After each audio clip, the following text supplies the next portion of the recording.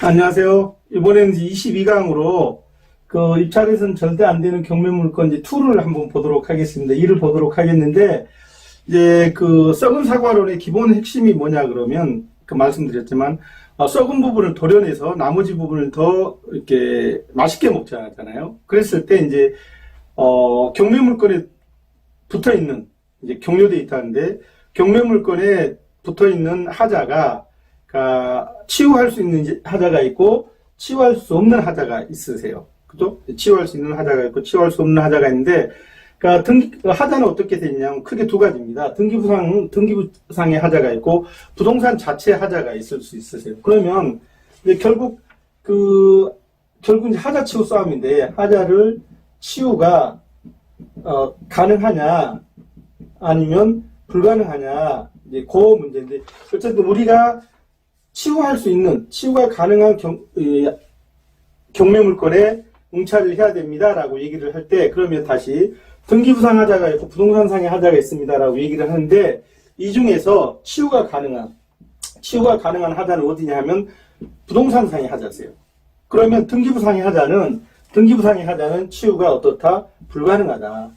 그러니까 등기부상의 하자가 설정되어 있는 물건은 요놈은 응찰하시면 안 됩니다 얘기를 하는 거예요. 그러니까 부동산 등기부상에 하자가 설정되어 있으면 요놈은 응찰해서는 안 됩니다. 그러면 등기부상의 하자가 대표적인 하자가 뭐냐면, 요거는 경매 공부를 기본적으로 하셨다고 이제 봐주시자요. 만약에 어떤 물건에 그 경매 물건이 등기부상에 이제 말소 기준이 있습니다. 이렇게 보자세요. 말소 기준에 대해서 이제 아시잖아요. 먼저 일단 대표적인 게 이제 저당권입니다. 라고 하면 제1순위 저당권, 말소 기준 권리보다 먼저 설정된 그러니까 권리들이 있어요. 자, 등기부상의 하자가 설정된 이 하자는 치유할 수가 없으니 절대 응찰하시면 안 됩니다 할 때, 이 등기부상의 하자가 크게 이제 뭐가 있냐면, 말소 기준 권리보다 먼저 설정된 선순위 가처분금지 가처분. 이것도 이제 안으로 들어가면 이제 내용이 좀 많아지는데, 일단 기본적으로 처분금지 가처분이 설정되어 있는, 그러니까 예를 들어서 한번 보면, 요런 1번을 보면, 일본 경우는 어떠냐면, 여기가 저당권이 하나 있답니다. 이게 이제 말소 기준 권리 전체 설정된 저당권인데, 요놈보다 앞서서, 예를 들어서 뭐 2019년 5월에 설정되어 있는데, 있는 저당권이 하나 있는데, 바로 그 앞에 어떻게 2018년 5월에 가처분이, 그냥 가처분이라고 하겠습니다. 가처분이 하나 설정되어 있다라고 얘기를 하면, 이 가처분은 이 저당권이 뭐가 되니까 말소 기준 권리가 돼서 여기 아래 있는 놈만 지워지니까 나중에 어떻게 되냐면, 소유권을 취득해도 이렇게 이 가처분은 살아남아서 넘어온다. 이해하셨죠? 선순위 가처분이 설정되어 있는 녀석은 일단 응찰하시면 안 되고, 그 다음에 선순위로 설정된 가등기도 가등기가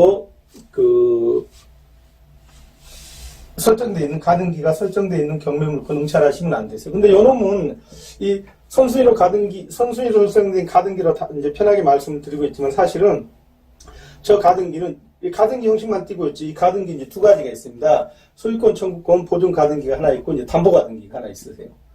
이 담보 가등기일 때는, 그러면 이거를 어떻게 담보 가등기인지 아니면 소유권 이전 청구권 가등기인지를 아냐? 간단하세요. 경매가 들어갔는데, 이 선순위 가등기가 있는, 그러니까 어떤 식이냐면, 요 2번을 보면 이렇게 돼 있다. 여기에 저당권이 있다. 저당권이 있는데, 이 저당권보다도 먼저 가등기가 있습니다. 이렇게 있을 수 있어요.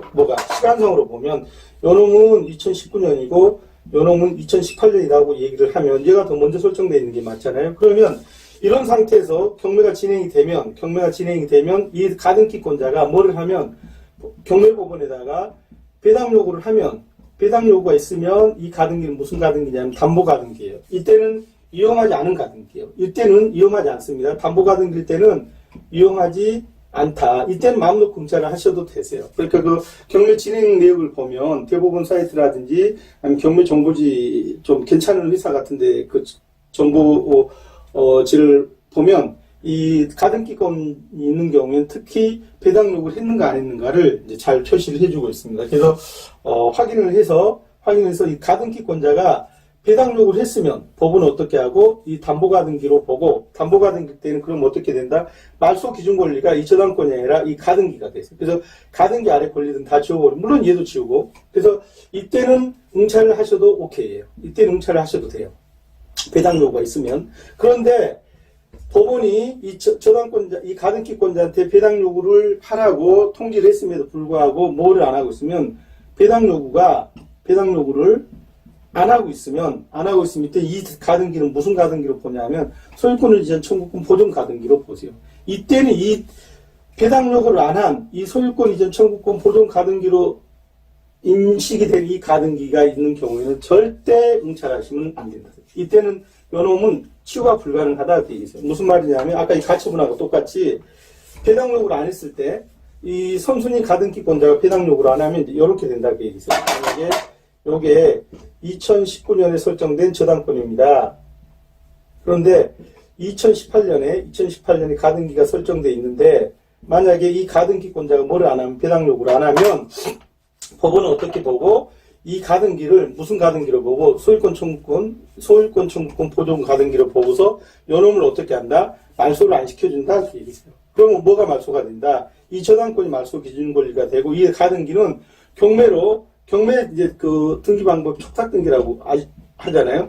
촉탁 등기 결과로도 어떻게 이 가등기는 말소되지 않고 낙찰자한테 받은 이후에 낙찰 부동산 등기비 그대로 살아있어요. 위험하다고 얘기해요. 위험한 게 아니라 큰일 날 일이 벌어진 겁니다. 그래서 어쨌든 이 선순위 가등기가 뭘로 인정이 될 때 소유권 이전 청구권 보존 가등기로 인정이 되는 경우에는 절대 응찰을 해서는 안 되는 물건이다 그 얘기세요. 그 다음에 세 번째가 뭐가 있냐면 최선순위 가압류. 요건 상당히 지금 쟁점이 있습니다. 쟁점이 있는데 어쨌든 우리 선생님 여기서 뭐 심각한 얘기까지 안 하기로 하고 그러니까 말소 기준 권리보다 저당권이 말소 기준 권리보다 먼저 설정된 선순위 가처분이나 선순위 가등기나 선순위로 가압류. 그러니까 요놈이 1, 2, 3이라는 얘기가 하나씩 있을 수도 있어요. 무슨 말이냐면 이렇게 선순위 가압류만 하나 있을 수도 있잖아요. 여기 이렇게 쭉 보면. 그쵸? 그럼 여기 뭐도 있을 수 있냐면 선순위 가등기일 수도 있고 또 선순위 가처분일 수도 있다. 이렇게 세 개가 동시에 설정되는 경우보다는 이렇게 하나씩 설정되어 있는 경우가 많을 것 같으세요. 그럴 때 어쨌든 말소 기준 권리보다 이 선순위로 가등기, 가압류, 가처분이 설정되어 있는 물건은 이제 응찰하시면 안 되는 물건이다 그 얘기세요. 그럼 거기에 반해서 자 이제 하자 치유가 가능한 부동산 그 하자는 부동산 자체의 하자다 그 얘기세요. 여기는 이제 제가 우리 오프라인 수업에서 자주 드리는 말씀입니다. 우리가 이제 경매당한 특히 그 단독주택이나 빌라나 연립 같은 데를 가서 보면 우리나라는 이게 사계절이 있잖아요. 그게 겨울이 있게 되세요. 겨울에는 관리를 안 하면 집이 금방 늙어버리세요. 사람이 들어 살고 그러면 또 이제 경매당해도 잘 관리하고 그러면 상관이 없는데 대체로 경매가 감정이 되고 낙찰될 때까지 시간이 한 1년 정도 걸리잖아요. 보통 1년 정도 걸리는데 그럼 그 사이에 꼭 뭐를 한번 만나게 되면 겨울을 한번 만나게 되세요.